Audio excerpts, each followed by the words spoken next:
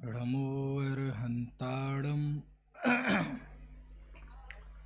णमो सिद्धाडं णमो आयर्याडं णमो अज्झायाडं णमो लोये सव्यसाहुडम् अनन्तधर्मणस्तत्त्वं पश्यन्ति प्रत्यगात्मनः अनेकान्तमयी मूर्तिर्नित्यमेव प्रकाशिताम्। ये अनेकांतमयी मूर्ति नित्य प्रकाशित रहे, अनेकांतमयी मूर्ति दिग दिगंत में व्याप्त रहे, ऐसी भावना अभी हमने भाई।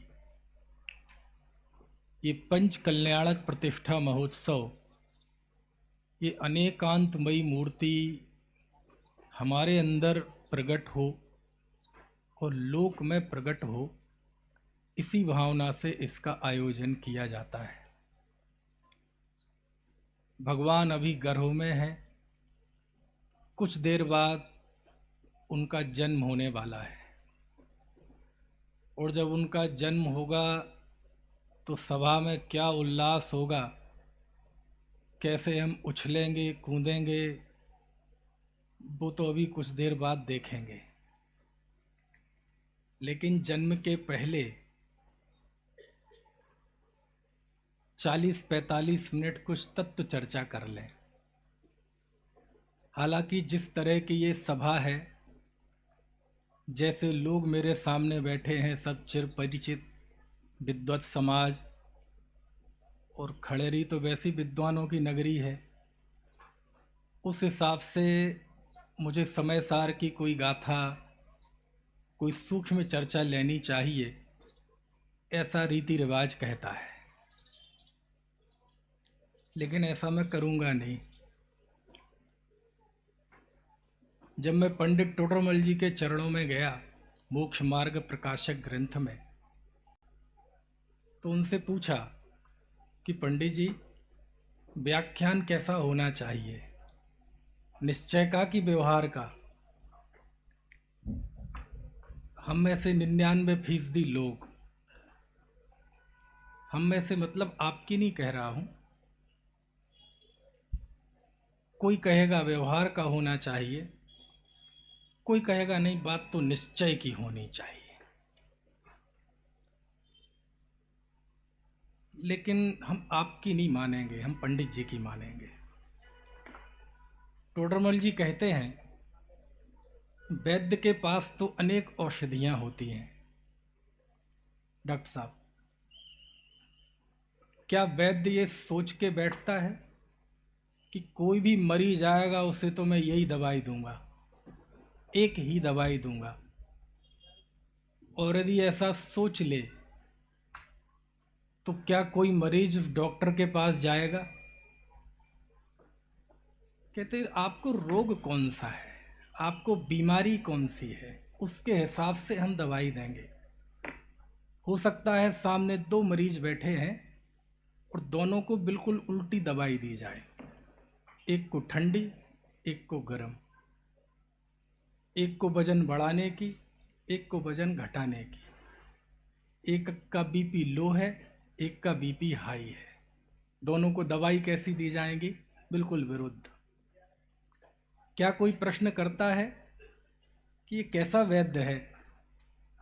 अभी एक को लो बीपी की दवाई देता है और को हाई बीपी की दवाई देता है।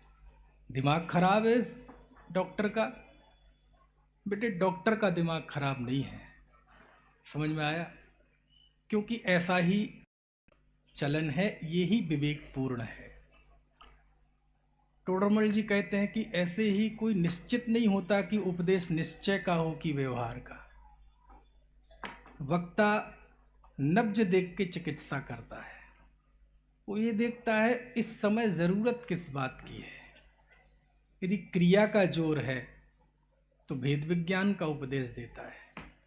भेद विज्ञान की सूक्ष्म से सूक्ष्म बातें सुनकर यदि जीवन में शिथिलता छाई हो तो पौरुष का उपदेश देता है। सब कुछ अच्छा होते हुए भी परिणामों में दया नहीं है क्रिया में अशुद्धि है तो क्रिया का उपदेश देता है। सब कुछ होते हुए भी जीवन में आकुलता है तो महापुरुषों का चरित्र खड़ा करता है, प्रथमान योग का उपदेश देता है। कहने का आशय यह है कि कोई भी जिनवाणी ये सुनिश्चित नहीं करती कि हमें कौन सा उपदेश देना है। और मेरा जो ऑब्जर्वेशन है, अब जब पंच कल्याणक महोत्सव चल रहा है, हम जिन बिंब को स्थापित कर रहे हैं, जिन बिंब की स्थापना, उसके दर्शन, उसके पूजन, उसकी है ना वंदना विधान, और जिन दर्शन को देख कर अपने आत्म दर्शन का पुरुषार्थ करना, इसी के लिए तो हम जिन बिंब स्थापित करते हैं ना।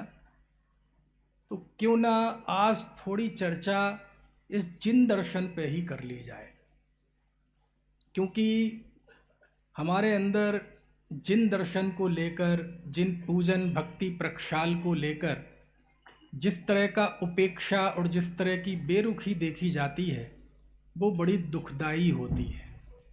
दूसरी जगह जब जाते हैं तो भीड़ रहती है, अभिषेक करने वालों की, दर्शन करने वालों की, शांति धारा करने वालों की, पैर रखने जगह नहीं मिलती, तो उन मंदिरों में वो भीड़ देख के खुशी होती है, लेकिन उसके साथ जो मान्यता जुड़ी है उसको जानकर कष्ट भी होता है।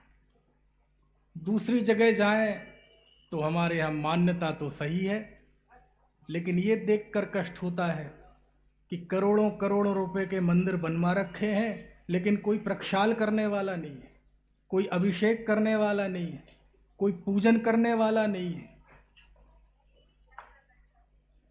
तो कमाल की बात यह है कि वो स्थिति भी दुखदायक है। अब दूसरी जगह क्या होता है उसको तो हम छोड़ दें, लेकिन हम आप तो एक परिवार के हैं ना, तो यदि परिवार के बीच में बैठ के कुछ परिवार की विसंगतियों पर बात हो जाए तो इसमें बुरा क्या है।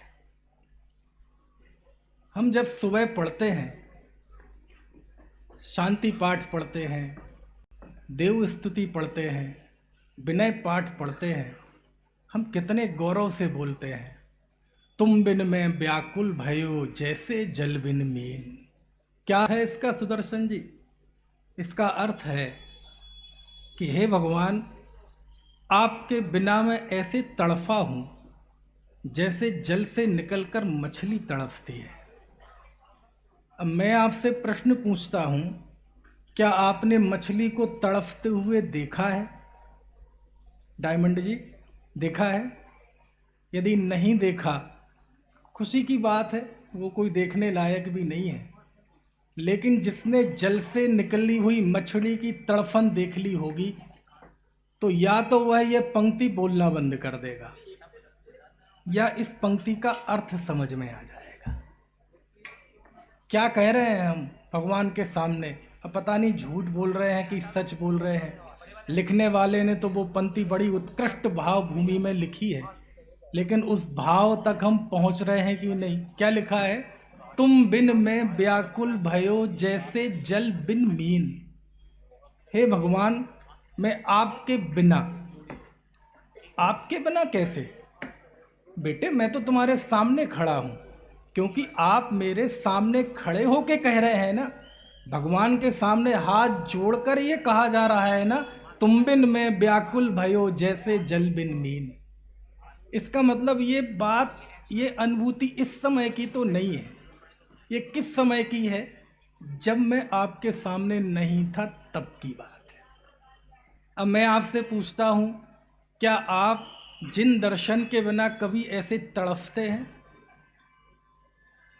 क्या जिनेंद्र भगवान को स्पर्श किए बिना, उनका प्रक्षाल किए बिना कभी ऐसी तड़फन हुई है?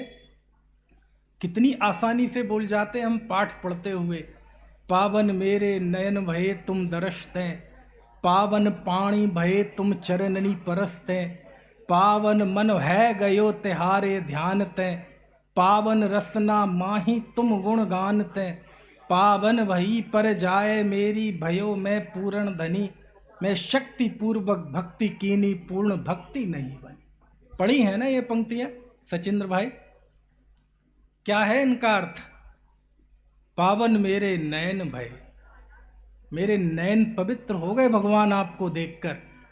पावन मेरे नयन भये तुम दरसते, पावन पाणी भये तुम चरणनी परसते।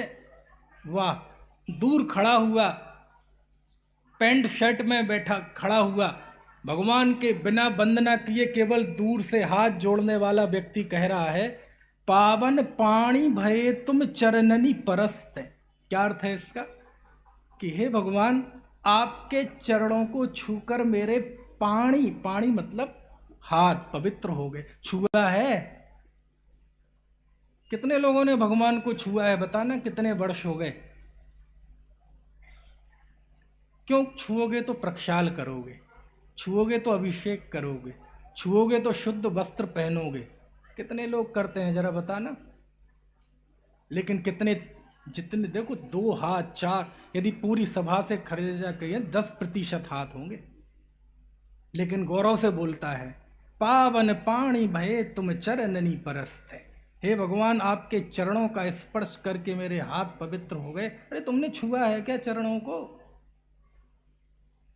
पावन मेरे नयन भये तुम दरसते, पावन पाणी भये तुम चरणनी परसते, पावन मन है गयो तिहारे ध्यान ते। मेरा मन भी पवित्र हो गया। पावन रसना माही तुम गुण गानते। अरे मेरी तो रसना पवित्र हो गई आपका गुणगान करके। और अधिक क्या कहें भगवान, पावन भई पर जाए मेरी। अरे ये तो मेरी मनुष्य पर्याय ही पवित्र हो गई। समझ में आती है बात? कितनी आसानी से बोलते हैं, भूल जाते हैं कि हम पाठ में बोलते हैं, मिट गयो तिमिर मिथ्यात्व मेरो, उदय रवि आतम भयो, मो और हरख ऐसो भयो, मनु रंक चिंता मणि लयो। अर्थ जानते हैं इसका? क्या कह रहे हैं हम भगवान से कि हे भगवान, आपको देखकर मुझे ऐसा हर्ष हुआ जैसे किसी भिखारी को चिंतामणि रत्न मिल गया। क्या लिखा? जैसे किसी भिखारी को चिंतामणि रत्न मिल गया हो, ऐसा हर्ष, ऐसा आनंद मुझे आपको देखकर हुआ। अब मेरा प्रश्न ये है कि जिसको देखकर ऐसा लगता हो कि जैसे भिखारी को रत्न मिल गया हो, जिसके बिना बाकी घंटों में हम ऐसे तड़पते हों जैसे नदी के बिना मछली तड़पती है, उसमें कुछ ना कुछ बात तो है। कहीं ना कहीं उसे अंडर एस्टिमेट किया जा रहा है। समझ में आए ना? ये खुशी की बात है कि हम सब में जिनवाणी के प्रति वंदना, उसका स्वाध्याय, उसका श्रवण, पठन पाठन, इसका बहुत अच्छा विवेकपूर्ण इसका चलन है, उसकी परंपरा है। वो तो स्तुत्य है, उसमें कोई कमी नहीं होनी चाहिए। वो तो दिन दूनी रात चौगनी बढ़े, यही अच्छा है। लेकिन एक ये धर्म का दूसरा अंग, समझ में आए ना? किसका पंचकल्याणक कर रहे हैं? जिन बिंब का ही पंचकल्याणक कर रहे हैं ना। ये हम 7-7 दिन के लिए इकट्ठे हुए हैं। सैकड़ों लोग बाहर से आए हैं, कहीं कहीं हजारों भी आते हैं। करोड़ों को खर्चा होता काय के लिए? एक जिन बिंब को विराजमान करने के लिए हो रहा है ना। जो मूर्ति पत्थर की जयपुर से बन के आई है, उसमें ही तो हमारे अंदर एक भाव भंगिमा बन जाए कि ये मूर्ति नहीं है, भगवान है। जिन प्रतिमा जिन सार की, केवल इस भाव परिवर्तन का, केवल इस दृष्टि परिवर्तन का ये तो पूरा उत्सव है ना। इतने हम लोग इकट्ठे खड़े हुए हैं, ये प्रवचन के लिए नहीं आए यहाँ, ये पंचकल्याणक के लिए आए हैं। पंचकल्याणक में प्रवचन हो रहा है, यानी सबसे सिरमौर कौन है? भगवान। ये तो हो गई पूजन स्तुति की बात। लेकिन जब मैं षट खंडागम की टीका धबला में आचार्य वीरसेन स्वामी के चरणों में गया, धबला पुस्तक 6 पेज नंबर 422 से 429, उसमें आचार्य वीरसेन स्वामी सम्यक दर्शन के निमित्तों की बात करते हैं। सुनील भाई, तो वो कहते हैं कि जिन बिंब के दर्शन से मिथ्यात्व के निधत्ति और निकाचित कर्म भी नष्ट हो जाते हैं।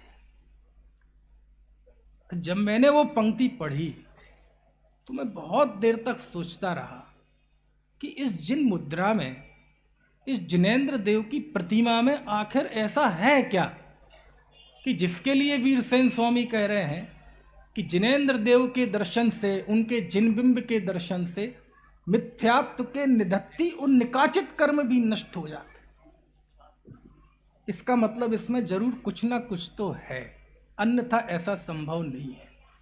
जिस मुद्रा के दर्शन के लिए देवलोक झुंड के झुंड नंदीश्वर दीप में 8-8 दिन 2400 घंटे भक्ति करते हो बिना रुके, लाखों करोड़ों किस्म की ध्वनियों और वाद्य यंत्रों के साथ, क्या है उस जिनबिंब में ऐसा?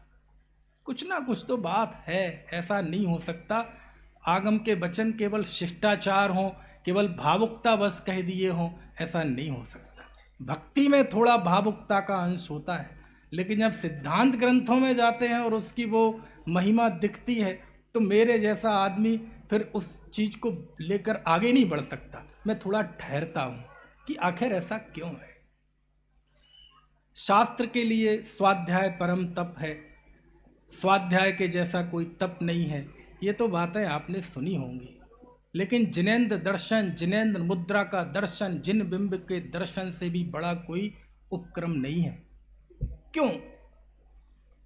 आपसे मैं पूछूं कि एक तो हम करते हैं पूजा और एक करते हैं प्रवचन, स्वाध्याय, इन दोनों में क्या फर्क है?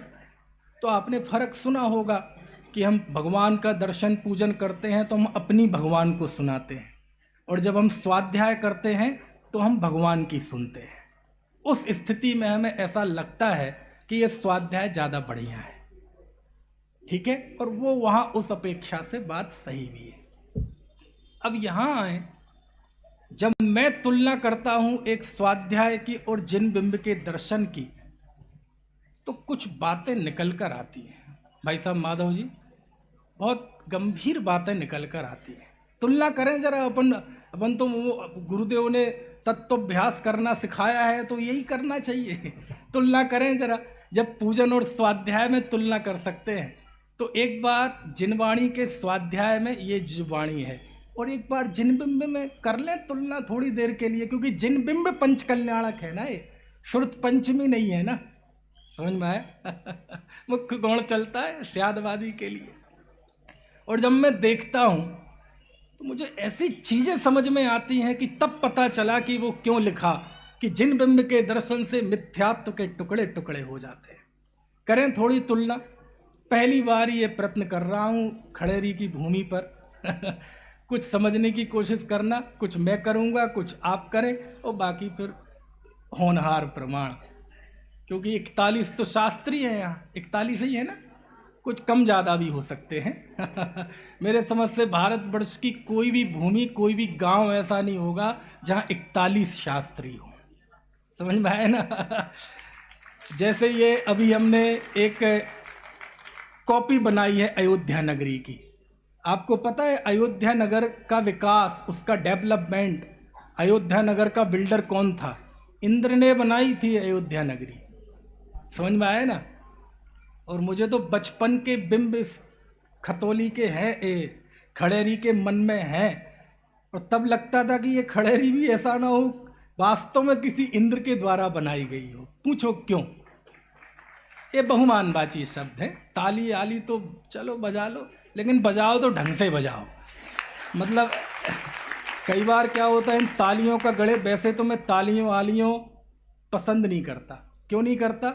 क्योंकि तालियों का मनोविज्ञान ऐसा है, कोई भी बात जोर जोर से फ्लो से कर दो तो तालियां, और कई बार तो किसी को बजानी नहीं पड़ती तो भी बजानी पड़ती हैं, क्योंकि बाजू वाले ने बजा दी। अब नहीं बजाएं तो हम मूर्ख कहलाएं। समझ में?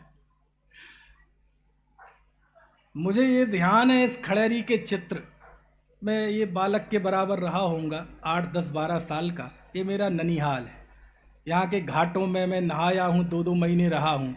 पटपरा, मझघटा, काका हैं वे, बेर घाट, मुंडा घाट, साला के कुत्ता। एक बार मेरे पीछे भी भाग गए थे। तो उस समय बाल मन में वो चीजें समझ में नहीं आती थी, आज वो समझ में आती हैं। कि वो दृश्य भी किसी नंदीश्वर द्वीप के दृश्य से कम नहीं था। कौन सा? अब अभी तो मैं यहाँ से आया सूखा से, तो गांव में तो प्रवेश ही नहीं किया, बाहर ही ये अयोध्या मिल गई। ऐसे ऐसे दृश्य देखे हैं डॉक्टर साहब मैंने, देवेंद्र जी, अभी इनके यहाँ पंचकल्याणक हुआ कूला रस में, कि हम तो धूल में खेल रहे हैं, दुकान चल रही है, व्यक्ति स्वाध्याय कर रहा है रहल में शास्त्र रख के, और ग्राहक आता है, सामान ले जाता है, पैसा गुल उसमें डाल देता है, और वो स्वाध्याय करने वाला उठता तक नहीं है। ऐसे दृश्य मैंने यहाँ खड़ेरी में देखे। ये तो गांव ही है जहाँ धर्म और संस्कृति अभी बची हुई है, नहीं तो शहर वालों ने क्या धर्म का नाश किया है इसकी आप कल्पना नहीं कर सकते। क्योंकि एक दरवाजे से समृद्धि आती है, संस्कृति दूसरे दरवाजे से चली जाती है। एक दरवाजे से सभ्यता पैसा आता है, दूसरे दरवाजे से छन्ने चले जाते हैं। समझ में आया ना? खैर कई बात है, तो करें कोशिश थोड़ी। एक हमारे सामने जिनवाणी है, आचार्यों के वचन हैं, और एक तरफ जिनबिंब है। ध्येय दोनों का एक है, उद्देश्य दोनों का एक है, दोनों ही कर्म निर्जरा के कारण हैं, दोनों ही सम्यक दर्शन के कारण हैं, लेकिन फिर भी दोनों में अंतर करें थोड़ा। अब मुझे जो अंतर समझ में आए, कल मैं सोचता रहा ट्रेन में इसी बात पे, पता नहीं क्यों सोचता रहा, मुझे ही नहीं पता। अच्छा एक बात बताओ, जब हम जिनवाणी पढ़ते हैं तो जिनवाणी पढ़ने के लिए कुछ कंडीशंस हैं। कंडीशंस ये हैं कि जिनवाणी पढ़ने के लिए हमें भाषा का ज्ञान चाहिए, पढ़ा लिखा होना चाहिए। क्या कोई अनपढ़ शास्त्र पढ़ लेगा क्या? क्या कोई अनपढ़ व्यक्ति जिनवाणी पढ़ लेगा क्या? और उसमें भी यदि वो शास्त्र प्राकृत भाषा में हुए, संस्कृत भाषा में हुए, तो पढ़ा लिखा व्यक्ति भी क्या कर लेगा? उसे संस्कृत का अध्ययन चाहिए, प्राकृत का अध्ययन चाहिए। हमारे हजारों लाखों शास्त्र ऐसे हैं जो कन्नड़ लिपि में आज भी हैं, लेकिन कोई पढ़ने वाला नहीं है। यानी जब हम शास्त्र पढ़ते हैं तो हमें भाषा का ज्ञान चाहिए, हमें शिक्षित होना चाहिए, प्रशिक्षित होना चाहिए, स्कूल कॉलेज में हमें अभ्यास होना चाहिए। लेकिन मैं सच पूछता हूँ, जिनेंद्र देव के दर्शन करने के लिए आपको कौन सी भाषा चाहिए? हिंदी चाहिए, संस्कृत चाहिए, प्राकृत चाहिए, कन्नड़ चाहिए, गुजराती चाहिए? कोई भाषा नहीं चाहिए। क्योंकि जिनेंद्र देव की मुद्रा में जो प्रवचन है, जिनेंद्र देव की मुद्रा में जो शिक्षा है, जिनेंद्र देव की मुद्रा में जो उपदेश है, वो शब्दों में नहीं है, वो भाषा में नहीं है। क्या है जिनेंद्र भगवान का उपदेश? जिनेंद्र भगवान के पास हम जाते हैं तो जिनेंद्र भगवान को हम हाथ जोड़कर कहते हैं, अति पुण्य उदय में माया। जिनेंद्र देव का उपदेश क्या है? कोई भी चला जाए, जिनेंद्र देव कहते अपने को देखो, मैं ही देखने लायक हूँ, मैं ही जानने लायक हूँ। मैं पूछता हूँ, जिनेंद्र देव का ये उपदेश कौन सी भाषा में है? संस्कृत में है, इंग्लिश में है, प्राकृत में है? शास्त्र पढ़ने के लिए आपको भाषा का ज्ञान चाहिए, लेकिन जिनेंद्र देव के मुद्रा से जो उपदेश मिलता है, शिक्षा मिलती है, वह उपदेश एक अंगूठा छाप जिसने जिंदगी में कभी स्कूल कॉलेज नहीं देखा, वह भी ग्रहण कर सकता है। अरे मनुष्य क्या, एक पशु। मैं आपसे पूछता हूं, जब वह अरविंद मुनि जो पार्श्वनाथ का जीव था, हाथी, उपद्रव कर रहा था, पेड़ उखाड़ उखाड़ के फेंक रहा था, जानवरों को उखाड़ उखाड़ के फेंक रहा था, पागल हो गया था। और यहां अरविंद मुनि को देखा, वो ऐसे ध्यान में बैठे थे। वो जिन मुद्रा ही है, जिन मुद्रा और मुनि की मुद्रा में फर्क नहीं है।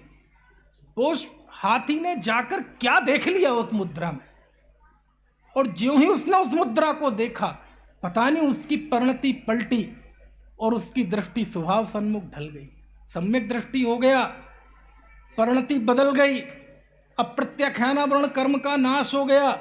और जो हाथी अभी दूसरों को मार रहा था, अब स्थिति हो गई कि वो देख देख के चलने लगा, हरे पत्ते खाना बंद कर दिए, सूखे पत्ता खाना शुरू कर दिया। अब मैं आपसे पूछता हूं, उस मुद्रा में ऐसा क्या था? उसे संस्कृत नहीं आती, उसे प्राकृत नहीं आती, उसे अपभ्रंश नहीं आती, उसे कन्नड़ लिपि नहीं आती। इसलिए मैं कहता हूं कि जिन बिंब को, जिन मुद्रा को, मंदिर को कभी इसको अंडर एस्टिमेट नहीं करना चाहिए। कोई भाषा नहीं होती। दूसरा, अच्छा बताओ, शास्त्र में हम जाते हैं तो अनेक नए होते हैं, निश्चय नए, व्यवहार नए, द्रव्यार्थिक नए, पर्यायार्थिक नए, किंतु परंतु अगर मगर इस नए से उस नए से। मैं आपसे पूछता हूं, जब हम जिन बिंब को देखते हैं तो उसमें कोई नए होता है? उसमें कोई किंतु होता है? उसमें कोई परंतु होता है? उसमें कोई अगर होता है? उसमें कोई मगर होता है? उसमें कोई इफ होता है? उसमें कोई बट होता है? जिनेंद्र देव की मुद्रा देखकर वो कह रहे हैं अपने में चले जाओ, इसमें कोई इफ बट किंतु परंतु अगर मगर नहीं है। जिनेंद्र मुद्रा कह रही है अपने को देखो, तो बस देखो। जिनेंद्र देव हाथ पे हाथ रख के बैठे हैं और दुनिया को अकर्तृत्व और ज्ञातृत्व का उपदेश दे रहे हैं, तो बस तुम ज्ञातृत्व में चले जाओ, अकर्ता का स्वभाव ले लो, तुम्हारे पास दूसरा कोई ऑप्शन नहीं है। ऑप्शन नहीं है मतलब सुखी होने का कोई दूसरा उपाय नहीं है। लेकिन जब आप शास्त्र पढ़ने जाएंगे तो वहां इफ भी मिलेंगे, बट भी मिलेंगे, किंतु भी मिलेगा, परंतु भी मिलेगा, निश्चय भी मिलेगा, व्यवहार भी मिलेगा। जब आप अकर्तृत्व की बात कहेंगे तो व्यवहार ने खड़ा कहेगा, व्यवहार से जीव घटपट का करता तो है। जब आप निश्चय से कहेंगे कि निश्चय से एक देखिए, जानिए, रमी रहिए एक ठौर, निश्चय से आत्मा शुद्ध है, तो व्यवहार भी खड़ा होगा। हाँ, व्यवहार से अभी ये संसार दशा है। जिनवाणी के उपदेश में स्यात् पद है, जिनवाणी स्यात् पद से अंकित है, लेकिन जिन बिंब जो हमें संदेश देता है उसमें स्यात् पद नहीं। समझ में तो नहीं आया? समझ में तो नहीं आया भैया? आ गया हो तो अच्छी बात है, और नहीं आया हो तो और अच्छी बात है। क्या कहा मैंने? अरे सुनो सुनो, समझो। समझ में आया? क्या कहा? क्या कहा? फिर से संजय हल्ले क्या कहा जरा बता। स्यात् पद क्या होता है? स्यात् पद मतलब ये स्यात् क्या होता है? उभय नय विरोध ध्वंसिनी स्यात् पदांके। सुना है ना अमृत चंद आचार्य का वचन? स्यादवादी है ना हम लोग। बताओ जरा स्यात् पद का अर्थ क्या हो? स्यात् मतलब कथनचित, किसी अपेक्षा से। जिन वाणी का हर कथन किसी अपेक्षा से होगा, लेकिन जिन बिंब से जो उपदेश होता है उसमें कोई अपेक्षा नहीं होती, निरपेक्ष होता है। जिनेंद्र भगवान ये कहते हैं कि हाथ पे हाथ रख के बैठ जाओ, ऐसा नहीं, आपको भूमिका के अनुसार कुछ तो करना पड़ेगा, ऐसा जिन मुद्रा कहती है। जिन वाणी उपदेश भूमिका देखकर आपको प्रवचन देगी। आप गृहस्थ हैं तो गृहस्थ धर्म का प्रवचन देगी, आप मुनि हैं तो मुनि धर्म का प्रवचन देगी। जिन वाणी में तो विभिन्न विभिन्न भूमिकाओं वालों के लिए अलग अलग तरह का उपदेश है, लेकिन जिन बिंब ऐसा कोई भेद करता? जिन बिंब के दर्शन करने एक गणधर महाराज पहुंचे। गणधर महाराज कहते हैं नमो जुड़ाड़म। उसको भी भगवान यही कहते हैं, उनको अपने को देखो, अपने को जानो, तुम अकर्ता हो। वो चतुर निकाय के देव, वो नंदीश्वर द्वीप में अकृत्रिम जिन चैत्यालयों की वंदना करते हैं, उनको भी एक ही उपदेश। हम आप जैसे पंडित विद्वान लोग जाएं, उनको भी एक ही उपदेश। और एक गाय, कुत्ता, बिल्ली, बिच्छू, सर्प, उनको भी चला जाए तो एक ही उपदेश। जिन बिंब पात्र भेद नहीं करता कि हम किसको क्या उपदेश दें। जिन बिंब ये नहीं सोचता कि ये बच्चों की क्लास है तो हम बाल बोध पढ़ाएं, ये थोड़े युवा हैं तो वीतराग विज्ञान पढ़ाएं, ये विद्वानों की सभा है तो हम समय सार का सर्वशुद्ध ज्ञान अधिकार पढ़ाएं। जिन बिंब ये उपदेश नहीं देती। जिन बिंब भेद नहीं करती पात्रों का भेद, कि ये मुनि है, ये गृहस्थ है, ये पंडित है, ये पढ़ा लिखा है, ये गणधर महाराज है, ये कुत्ता है, ये गाय है, ये भैंस है। जिन बिंब किसी में भेद नहीं करता। जिन बिंब सबको एक उपदेश देता है। समझ में आया ना? अच्छा, काल का फर्क तो करता होगा। चौथे काल का अलग उपदेश, पंचम काल का अलग उपदेश। जिन बिंब काल का उपदेश नहीं करता। अब आपको बात समझ में आई, ये जिन बिंब के दर्शन में इतनी ताकत क्यों है? क्योंकि इसमें कोई जाति भेद नहीं, कोई पंथ भेद नहीं, कोई काल भेद नहीं, कोई भूमिका भेद नहीं। जिनेंद्र देव के बिंब से जो उपदेश मिलता है वो कंप्लीट है। उसमें कोई इफ नहीं, कोई बट नहीं, कोई किंतु नहीं, कोई परंतु नहीं, नहीं इस अपेक्षा से, नहीं उस अपेक्षा से, नहीं द्रव्यार्थिक से, अन्वय पर्यायार्थिक से, बस एक ही उपदेश। समझ में आए ना? इसलिए वीरसेन स्वामी लिखते हैं, जो जिन बिंब के दर्शन करता है उसके मिथ्यात्व के निधत्ति निकाचित कर्म भी नष्ट हो जाए। बस वो समझने वाला अपना अभिप्राय, समझने वाली हमारी पात्रता चाहिए। समझ में आए ना? यही कारण था कि वो एक भजन हमारे यहाँ चलता है बहुत अच्छा, भाई साहब का लिखा हुआ है। समझ में आया? कौन सा? निरखो अंग अंग जिन वर के, जिनसे झलके शांति अपार। पढ़ा है ना? निरखो अंग अंग जिन वर के, जिनसे झलके शांति अपार। चरण कमल जिनवर कहें, घूमा सब संसार। पर दुख में गति चार में, निज आत्म तत्व ही सार। याते पद्मासन विराजे, जिनवर झलके आप बताओ इसमें कोई इफ बट किंतु परंतु हो तो है? कोई शास्त्र में इफ बट किंतु परंतु मिलेंगे, लेकिन जिन बिंब के पास इफ बट किंतु परंतु नहीं।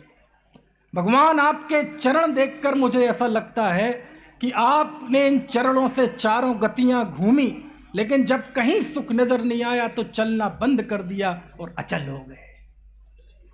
लोचन द्वय जिनवर कहें, देखा सब संसार। पर दुख में गति चार में, ध्रुव आत्म तत्व ही सार। याते नासा दृष्टि विराजे। है कोई इफ, कोई बट, किंतु, परंतु, अगर, मगर, निश्चय, व्यवहार, नैगम, संग्रह है कोई? मुनि, गृहस्थ, पशु, त्र्यंच, देव? नहीं। सबके लिए एक उपदेश है कि आपकी आंखें हमें यह संदेश देती हैं कि आपकी इन आंखों ने सारे संसार को देखा, चारों गतियां देखी, लेकिन जब कहीं सुख नजर नहीं आया तो अपनी दृष्टि अंतर में ले गए। ये नासा दृष्टि नहीं है, वो तो जब कोई गहन चिंतन की मुद्रा में होता है तो आंखें झुक जाती हैं, तो उसे नासा दृष्टि कहते हैं। समझ में आया ना? और तीसरा है हस्त युगल जिनवर कहें, पर का करता हो। ऐसी मिथ्या बुद्धि से ही भ्रमण चतुर। दीपक राज जी, है कोई इफ, कोई बट, कोई किंतु, कोई परंतु, कोई अगर, कोई मगर? नहीं नहीं, दो द्रव्यों में निमित्त नैमित्तिक संबंध तो है ना? नहीं नहीं, जो भी है निश्चय से तो एक द्रव्य दूसरे द्रव्य का करता नहीं है, लेकिन तो व्यवहार से तो कहने में आता है ना। तुम अपनी व्यवहार निश्चय पोटली बाद में खोल लेना। इस समय जो भगवान कह रहे नहीं, मैं करता हूं, ये चतुर्गति परिभ्रमण का मूल है कोई बट? है कोई? हाथ पे राख हाथ रखे हुए जिन मुद्रा के सामने जाओगे तो कोई निश्चय व्यवहार है क्या? कोई संबंध वो बताएंगे क्या? कहते नहीं, बस अकर्ता हूं। और ये तो अभी खंड खंड हो गया। पूरी जो अखंड मुद्रा है भगवान की, वो क्या कहती है? अंतर्मुख मुद्रा अहो, आत्म तत्व दर्शाय। जिन दर्शन कर निज दर्शन पा, सतगुरु वचन सुहाय। याते अंतर दृष्टि विराज। बताओ, कोई इफ है, कोई बट है, कोई किंतु है, कोई परंतु है? नहीं नहीं, तुम अंदर में चले जाओ निश्चय ने से, लेकिन व्यवहार ने से भूमिका के योग्य आचरण भी पालो। ये सब बातें सही हैं, लेकिन अभी थोड़ी देर बाद में कर लेना, पहले कर लेना। लेकिन जिस समय जिनबिंब है उसमें कोई भूमिका नहीं, कोई निश्चय नहीं, कोई व्यवहार नहीं। वो तो कहते हैं जैसे मैं अपने को देख रहा हूँ, जैसे मैं अकर्ता हूँ, जैसे मेरी एक एक वृत्ति अंतर की ओर लगी हुई है, मेरे देखने वाले हर एक व्यक्ति को यही उपदेश है। निश्चय से कि व्यवहार से तुम पंडितों से पूछते रहना, ऐसा ऐसा तुम पंडितों से पूछते रहना, जिन बिंब का तो यही उपदेश है। समझ में आए ना? ये उपदेश जिन बिंब का ये इतना मार्मिक, इतना मजबूत और इतना सर्वग्राही है कि इसमें कोई आभास नहीं खड़ा हो सकता। जिनवाणी पढ़ के कोई आभासी हो सकता है, जिनवाणी पढ़ के यदि कोई सही ना समझे तो वह एकांती हो सकता है, निश्चयाभासी हो सकता है, व्यवहाराभासी हो सकता है, उभयाभासी हो सकता है कि नहीं? पंडित बनारसी दास जी जिनवाणी पढ़ के ही हुए थे ना। हम में से कितने ही समय सार के पाठियों के जीवन में जो विलासिता आई वो भी जिनवाणी पढ़ के ही सुन के आई ना। कितने ही जीव व्यवहाराभासी हो गए, क्रिया में धर्म मानने लगे, वो भी जिनवाणी पढ़ के हुए ना। लेकिन एक उदाहरण लाओ विश्व में कि जिन मुद्रा को देखकर कोई आभासी हो जाए, कोई जिनेंद्र मुद्रा को देखकर कोई निश्चयाभासी हो जाए, जिनेंद्र मुद्रा को देखकर कोई व्यवहाराभासी हो जाए। दुनिया में लाओ एक उदाहरण। मैं ये कहना बात बंद कर दूंगा। पंकज समझ में आ रही बात की नहीं है? ईमानदारी से बताना, क्योंकि पंकज समझ जाएगा तो सबको समझा देगा, खड़ेरी वालों को। कोई आभास नहीं, जिन बिंब के दर्शन से कोई आभास खड़ा नहीं होता। जैन आए, अजैन आए, हिंदू आए, मुस्लिम आए, सिख आए, ईसाई आए, जिनेंद्र मुद्रा एकमात्र दिगंबरत्व और अपरिग्रह का उपदेश देती है। बोलो, है इतनी ताकत? जिनेंद्र मुद्रा अंतरोन्मुखी स्वावलंबी होने का उपदेश देती है किसी में इतनी ताकत? है कोई इसमें कोई जाति भेद, पंथ भेद? कौन है दुनिया का आदमी? जिनेंद्र मुद्रा को देखकर कोई भ्रष्ट नहीं हो सकता, जिनेंद्र मुद्रा को देखकर आभास खड़ा नहीं हो सकता, जिनवाणी पढ़कर हो सकता है। तो क्या करें, जिनवाणी पढ़ना बंद कर दें? अरे भगवान, चुपके जो छलमड़ा घे तब्बम। हम जिनबिंब की प्रतिष्ठा में यहां आए, इसलिए बात कहने का आज भाव है। समझ में आए क्यों कह रहा हूं ये? क्योंकि मेरे पूरे देश का ऑब्जर्वेशन है। मुझे आपको खुश नहीं करनी, मुझे आपकी तालियां नहीं चाहिए। मंदिर खाली हो गए, समझ में आए ना? दर्शन करने वाले नहीं है माधव जी, अभिषेक प्रक्षालन करने वाले नहीं है। करोड़ों के मंदिर बन गए, जाले लग रहे हैं, कबूतर ने घर बना लिया है, कोई उनकी सफाई करने वाला नहीं है, पुजारी के भरोसे प्रक्षाल होता है। तब मुझे ऐसी बातें कहनी पड़ती हैं। इसलिए पहली बार ही कह रहा हूं ये बात, और पंचकल्याणक में कह रहा हूं, और इसी मंच से कह रहा हूं, और खड़ेरी में कह रहा हूं, क्योंकि हमें पता है खड़ेरी 41 विद्वान, 41 शास्त्री हैं। मुझे नहीं पता दुनिया का, लेकिन कम से कम खड़ेरी में जितने शास्त्री हैं, आज वो संकल्प करें आज के दिन कि ये मंदिर बनेगा तो कोई भी दिन ऐसा नहीं जाएगा कि जब हम 41 के 41 जो कम से कम यहां रहते हैं, जो प्रतिदिन वहां जाके भगवान का पूजन प्रक्षालन ना करें। वो नहीं करते तो मत बनाओ मंदिर, कोई जरूरत नहीं है मंदिर बनाने की। चुक्के जो छलमड़ा घे तब्बम, समझ में आए ना? मंदिर तो बनेंगे, भक्ति बढ़ेगी तो मंदिर भी बढ़ेंगे, जिनेंद्र देव भी बढ़ेंगे। लेकिन यदि हम दर्शन करने वाले, प्रक्षाल करने वाले, पूजन करने वाले नहीं रहेंगे तो क्या करेंगे इन मंदिरों का? समझ में आया है? बोले नहीं नहीं नहीं, वो तो जड़ की क्रिया है। वाह, यही है जड़ की क्रिया। दुकान जड़ की क्रिया नहीं है, राजनीति जड़ की क्रिया नहीं है, व्हाट्सएप फेसबुक जड़ की क्रिया नहीं है, टीवी देखना जड़ की क्रिया नहीं है, बस जिनेंद्र देव का दर्शन जड़ की क्रिया है। खाना बनाना जड़ की क्रिया नहीं है, नाश्ता करना जड़ की क्रिया नहीं है, बस प्रक्षाल करना जड़ की क्रिया है। क्या करें? आपको ध्यान होगा, समय हो गया है। अभी कुछ समय पहले तक हम एक शांति पाठ पढ़ते थे ना, शांतिनाथ मुख शशि ओनहारी। क्या करें, हम नए के चक्कर में हमने सारी विरासतें खो दी। अरे नया भी चले भैया, लेकिन पुरानी विरासतें संभाल के रखो। जो अपनी विरासतें नहीं संभाल पाया वो संस्कृतियां नष्ट हो गई, वो भ्रष्ट हो गई, खत्म हो गई वो संस्कृतियां जो अपनी विरासतें नहीं संभाल पाए। वो शांति पाठ सुनने के लिए कान तरस गए अंकुर। कौन सा? शांतिनाथ मुख शशि उनहारी, शील गुणव्रत संयम धारी, लखन 108। कई लोग तो हंसी उड़ाते, अब तो वो शॉर्टकट का जमाना है ना, अब तो ना महार्घ सुनने मिलता। जलगंधाक्षत पुष्प करूं सर्व पूज्य पदेभ्यो, घाति कर्म जिन नाश करी। 1 मिनट के अंदर शांति पाठ महाअर्घ। अरे वो कभी कभार इमरजेंसी के लिए था, अब मूल मार्ग बन गया। खैर अभी उस पे नहीं जाना मुझे। हम जब शांति पाठ पढ़ते थे, आपको पता है वो शांति पाठ में जो छंद पढ़ते हैं संपूजकों को, प्रतिपालकों को, मालूम वो किसके हैं? वो पूज्यपाद स्वामी के लिखे हुए हैं संस्कृत में।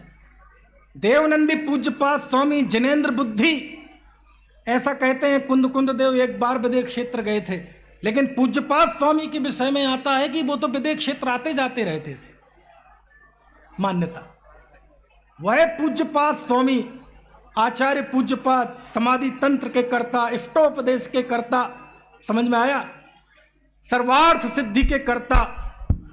वे रोमांच हो गया उनके सब शास्त्रों के नाम लेके, वो सब दिमाग में चित्र बन गए। तो पूज्यपाद स्वामी की एक बार अचानक दृष्टि चली गई, तो उन्होंने शांत्यष्टक की रचना की और बाद में उनकी दृष्टि आ गई। और जब दृष्टि आ गई तो उन्होंने फिर समाधि ले ली। बोले क्या करें इन आंखों का, आ गई फिर चली जाएगी। ये आंखें तो जड़ हैं, ये अंतर्दृष्टि अनंत काल तक जिंदा रहेगी। समाधि ले ली। ऐसे पूज्यपाद स्वामी के छंद है वो हिंदी रूपांतरित, और उसमें हम क्या पढ़ते हैं जरा बोलना। शास्त्रों का हो पठन सुखदा, लाभ सत्संगति का, सत्प्रतों का सुजसु कह के, दोष ढांकूं सभी का, बोलूं प्यारे वचन हित के, आपका रूप ध्यान, जौलों से चरण जिनके, तौलों से चरण जिनके, मोक्ष जौलो न पाऊं। हे भगवान, मैं आपके चरणों की सेवा तब तक करता रहूंगा जब तक कि मोक्ष की प्राप्ति ना हो जाए। मोक्ष की प्राप्ति हुई नहीं और चरणों की सेवा छोड़ दी, पतन सुनिश्चित है। कुछ बात समझ में आ रही कि नहीं है? तो इसलिए मैंने समय सार की गाथाओं की बजाय ये कुछ भक्ति की बातें आपके सामने रखने की कोशिश की, ताकि हमारे अंदर ये भाव पैदा हो। जब मंदिरों में जाएं तो स्तुति पाठ गूंजते हुए दिखाई दें, भगवान का अभिषेक प्रक्षाल में युवाओं की लाइन लगी हुई दिखाई दे, तब आनंद है। जिन धर्म ना शुष्क ज्ञान का उपदेश देता है, न कोरी भक्ति का उपदेश देता है। साधक की साधना रेल की पटरियों की तरह, रेल की तरह 2 पटरियों पर चलती है। एक तरफ बुद्धि है और एक तरफ हृदय है। धर्मात्मा आंख बंद करता है तो अपना वैभव दिखता है, और आंख खोलता है तो जिनेंद्र का वैभव दिखता है। तीसरी जगह तो रेगिस्तान है, ना तीसरी जगह कोई देखने लायक है ना छूने लायक है। ऐसा हमारे अंदर भाव आएगा तभी हम वास्तव में जिन बिंब का पंच कल्याणक कर पाएंगे। ये भाव हम सब समय सार पाठियों के अंदर पैदा हो, इसी भावना के साथ अभी की बात समाप्त करता हूं। अभी हम सभी ने आदरणीय डॉक्टर